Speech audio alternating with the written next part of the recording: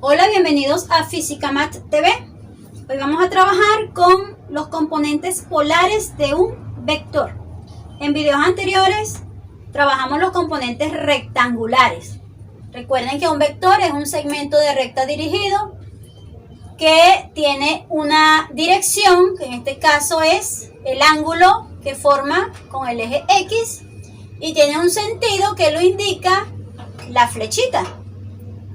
El sentido lo indica la recta, hacia dónde se dirige la recta, si la recta es horizontal, vertical, inclinada, entre otros.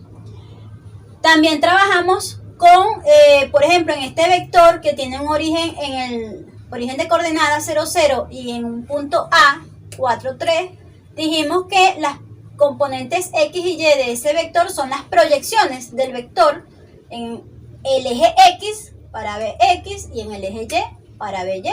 Los componentes de vector B entonces es 4 en el eje X, 3 en el eje Y. Tenemos los componentes rectangulares. Ahora nos piden hallar los componentes polares. Los componentes polares de un vector lo constituyen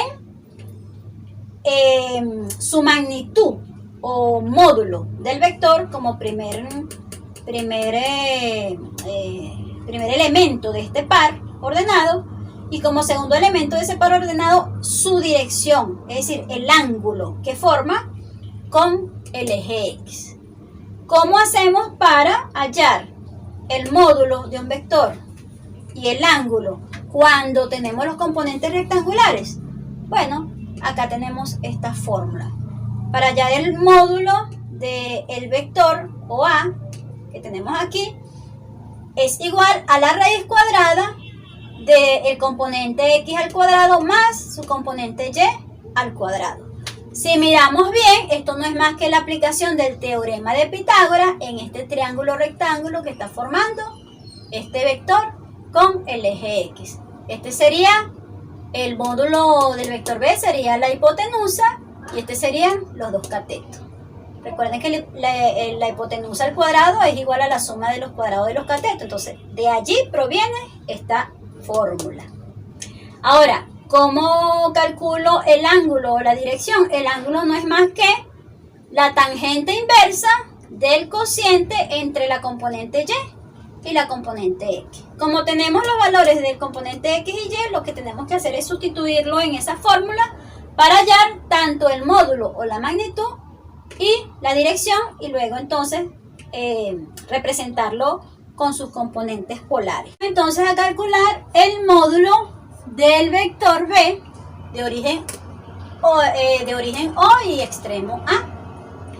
Aplicamos la fórmula con el componente X y el componente Y. Entonces, eso es igual a la raíz del componente X, que es 4 al cuadrado, más el componente Y, que es 3, aquí lo tenemos, 3 al cuadrado. Esto es igual a 4 al cuadrado es 4 por 4, 16, más 3 al cuadrado es 3 por 3, 9. 16 más 9 es 25, y la raíz de 25 es 5. Quiere decir que el módulo del vector es 5. Tengo entonces el primer componente polar. Vamos ahora con la dirección o el ángulo.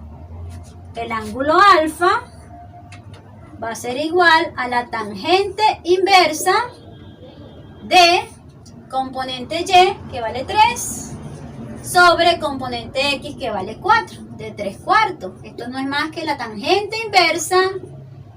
3 entre 4 me da 0,75. Si calculamos la tangente inversa de 0,75, eso me da aproximadamente 36 grados. Es decir, que alfa, el ángulo o la dirección, es 36 grados. Ya podemos expresar ese vector B en sus componentes polares. Entonces, los componentes polares del vector B es su módulo, que es 5, y su dirección, que es 36 grados. Espero que te haya gustado. Sígueme en las redes sociales como Física Mat TV.